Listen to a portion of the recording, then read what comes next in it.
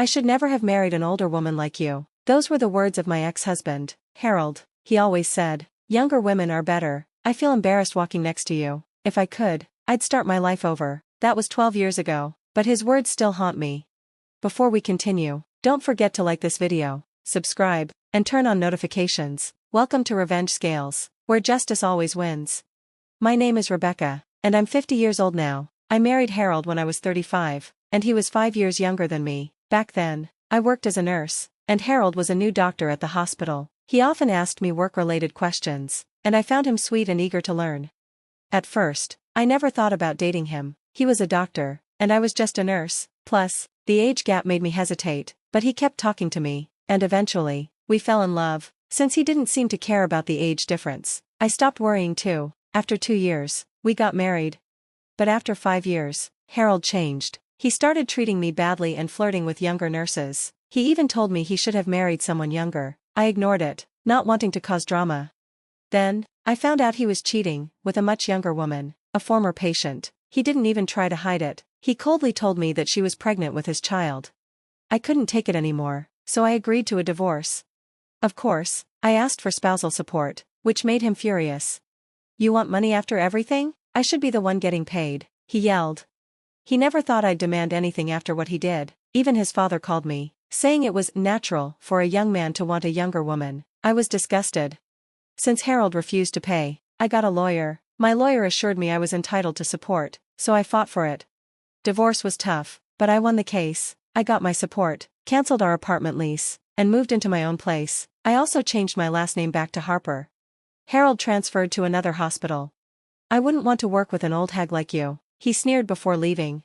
He remarried quickly, thinking life would be perfect. Meanwhile, people whispered about how my younger husband had left me. I felt like everyone was judging me. Eventually, I quit my job. For a while, I did nothing, but I missed working. I found a job at a small maternity clinic near my new home. The people were kind, and I loved it there. But my peace didn't last long. One day, a pregnant woman was sent to our clinic from another hospital. Her name made my heart stop, Nancy Evans, Harold's mistress, now his wife. I stayed quiet and didn't tell anyone who she was, but then, Harold walked into the clinic with her. When he saw me, his eyes widened in shock. What are you doing here? He snapped. Nancy looked confused, then realized who I was. She glared at me. Did you come here just to ruin our lives? She asked bitterly. Of course not, I replied calmly. I've been working here for a while. I didn't know you'd come. But Harold didn't believe me. You're stalking us, aren't you? You just want to make my life miserable, he shouted. That's ridiculous, I said, frustrated. You're greedy. You took money from me after I left you, he yelled, causing a scene. Everyone in the room stared. Even though I had done nothing wrong, I felt humiliated. Nancy pretended to cry. Oh no, I'm so scared. What if something happens to my babies? Harold turned to the doctor. She's dangerous. I don't want her near my wife. The doctor asked me to leave the room. I wasn't a threat, but stepping away seemed like the best way to avoid more drama. I felt ashamed and miserable as I walked away. Even though I had done nothing wrong, I couldn't shake the feeling that everyone was judging me. It felt like they were whispering about my divorce behind my back. To make things worse, Nancy kept coming to the hospital for her checkups and talking badly about me. She made sly comments, always playing the victim. No one wanted to confront her, especially since she was pregnant. The staff didn't want to upset her, so I had to put up with it. Work became unbearable. I had once loved my job, but now, I dreaded going in. I couldn't imagine staying there for another 6 months while Nancy continued her pregnancy. So, I quit. When I handed in my resignation, the hospital director looked sad, but I also saw relief in their eyes. It felt like I was being punished for something that wasn't my fault. I was emotionally drained. I didn't even try to find another hospital job. Instead, I moved back to my parents' house in the countryside. They welcomed me warmly and didn't ask too many questions. For a while, I did nothing, but soon, I started feeling guilty about it. So, I took a part-time job at a local supermarket. It was a big change from being a nurse, but it was refreshing. There was still responsibility, but it wasn't as stressful. It gave me the break I desperately needed. After 3 years, my hard work paid off. The supermarket offered me a full-time position, and I happily accepted. For the first time in years, I felt valued. Then, something unexpected happened. One day, my store manager approached me. Are you interested in an arranged marriage? She asked. I blinked. Excuse me? She grinned. I have the perfect match for you. At 47, I wasn't expecting a marriage proposal, and I had no plans to get married again. I politely declined, but she was persistent. She told me about a man, 49 years old, who had also been through a painful divorce. His wife had cheated on him too. After hearing his story, I finally agreed to meet him. We arranged to meet at a nice restaurant. When I arrived, he was already there. The moment I walked in, he quickly stood up to greet me, only to bump his forehead against the table. "Ow," he said, rubbing his head, his face turning red. I couldn't help but laugh. It felt like something straight out of a comedy. I never expected such a clumsy moment at our first meeting. "Hi, I'm Jackson," he said shyly, still rubbing his forehead. "Thanks for coming today." I smiled, relieved that his little accident had broken the ice. The awkwardness faded, and we started talking comfortably. Then, he surprised me. He told me he had seen me at the supermarket during a business trip and had fallen for me at first sight. My manager, who had been his student in college, helped arrange our meeting. "I want a serious relationship," Jackson said sincerely. His words touched me. I had planned to reject him, but instead, I wanted to see him again. We started dating, and 6 months later, we got married. My parents liked Jackson a lot, saying he had a great personality. I felt lucky to have found him. Life with Jackson was peaceful. We both agreed we didn't want children at our age, we just wanted to enjoy life together. But then, when I turned 50, something unexpected happened.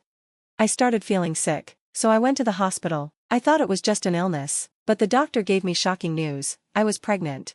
I couldn't believe it. Pregnancy at my age had never even crossed my mind. When I told Jackson, I said cautiously, "It seems there's a baby." "That's great. Who's the lucky guy? Do I know him?" He joked, not realizing what I meant. I laughed. "Yes, the baby's father is standing right in front of me. I'm pregnant." Jackson froze. His face showed pure shock. "Our baby?" he asked slowly. I nodded. "Yes, our baby." His eyes widened. He was speechless for a moment, then suddenly hugged me tightly. "This is incredible. It's a miracle." It truly was, but it also brought a lot of worries. I knew having a baby at 50 was risky, for me and for the baby. I started doubting myself. Would I be too old to raise a child? How would people react? Despite my fears, I couldn't even consider ending the pregnancy. "What are you talking about? Of course, we're having this baby," Jackson said without hesitation. His confidence comforted me. Still, as time passed, he also began to worry about my health. We talked a lot and decided to go ahead with the pregnancy while taking every precaution. Our parents were shocked but happy for us. We chose a hospital with an excellent medical team, which gave me peace of mind.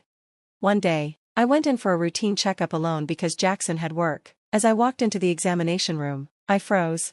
Standing in front of me was my ex-husband, Harold. Of all places, I never imagined running into him here. "Are you serious? You're having a baby at 50? Harold laughed loudly. The doctor and nurse looked confused, but Harold didn't care. He kept laughing like it was the funniest thing in the world. "You have no right to say that," I said, trying to stay calm. But he continued, "An old woman having a baby? That's just disgusting." I was already nervous about the pregnancy. Hearing those cruel words made me feel even worse. "Are you really a doctor?" I asked, shocked by his behavior. Harold looked at me with disgust. "Why are you acting so high and mighty? Most of the patients here are rich. You should leave before you embarrass yourself." I took a deep breath to stay calm. "Excuse me, Dr. Evans. I was leaving anyway. I wouldn't want to give birth at a hospital with a doctor like you." "Yes, leave," he sneered, acting like he was in control, but then the nurse stepped forward. "Dr. Evans, that woman is the wife of the Laura Group heir, one of our biggest donors." Harold's face went pale. He clearly didn't know who I was. The nurse continued, "You might not know her husband, but their family has donated a lot to this hospital." Harold tried to respond, but I cut him off. "I have no connection to you, Harold. What you just said was horrible, and I can't believe a doctor would talk to a patient like that." Just then, my husband walked in. "Sorry I'm late," he said, but when he saw our faces, he knew something was wrong. "What happened?" he asked, walking over to me. I explained, "Dr. Evans just told me having a baby at 50 is disgusting." My husband's face changed instantly. He knew about my previous marriage to someone named Harold and quickly put everything together. "Are you Dr. Evans?" he asked, his voice full of anger. "Did you insult my wife?" Harold stuttered, trying to explain, but my husband interrupted him. "What kind of hospital is this, where a doctor insults a patient? I can't trust my wife or unborn child here." At that moment, the nurse returned with the hospital director. Is there a problem? The director asked, looking worried. My husband replied. My father recommended this hospital, but now I'm thinking we made the wrong choice. The director was shocked. I'm so sorry. I didn't know he would act like this. He's not one of our regular doctors. What do you mean? Harold asked, now looking worried. You're fired, the director said firmly. I only hired you because your father asked as a favor, but we don't need a doctor who treats patients like this. Harold tried to protest, but the obstetrician quickly escorted him out of the room. The director apologized. I'm so sorry. Please trust me. Not all our doctors are like him. Your obstetrician is one of the best, and I hope you'll stay. It turned out Harold had only been working at the hospital for a short time. His father, a friend of the director, had asked for him to be hired. The director was genuinely shocked by his behavior and promised it wouldn't happen again. My husband and I agreed that the other doctors at the hospital seemed professional and trustworthy. I felt reassured knowing my father-in-law, the president of a big company, had made significant donations to this hospital. These donations were important because my mother-in-law had been treated here for a serious illness in the past. That's why my father-in-law recommended this hospital for my pregnancy. A few days later, we got a call from Harold, begging for our forgiveness. It turned out Harold had a habit of upsetting patients with his rude attitude, and he had been fired from several hospitals for the same reason. His father had warned him that if he lost another job, his career as a doctor would be over, but Harold still hadn't learned. When my husband answered the call, he was furious. If you ever contact us again or come near my wife, I'll report you to the police, he said. That was the last time we heard from Harold. He probably didn't contact us again because he was too scared. A while later, during one of my checkups, we stopped by a convenience store, and to my surprise, we saw Harold working there. After losing his job at the hospital, no one else would hire him. With tears in his eyes, he told us his wife and child had left him, but I didn't feel sorry for him. I decided I would never shop at that store again. The following year, I gave birth to a beautiful, healthy baby girl. From the moment I held her, I knew my life had changed forever. Her tiny hands wrapped around my finger, and her soft cries filled my heart with joy. My husband, who had been so calm throughout my pregnancy, broke down in tears of happiness when he first saw her. We named her Aurora, symbolizing a fresh start, the dawn of a brighter future after the struggles. She's the light of our lives, reminding us of the love and strength that brought us here. Every little thing she does, from her first sleepy smile to the way her tiny fingers grasp mine, fills us with love. I'm determined to give her the best life possible and raise her with all the love and care she deserves. My husband is completely in love with her, calling her his little princess and showering her with affection. I can already tell he'll have a hard time saying no to her, so I'll help balance things out to make sure she grows up grounded.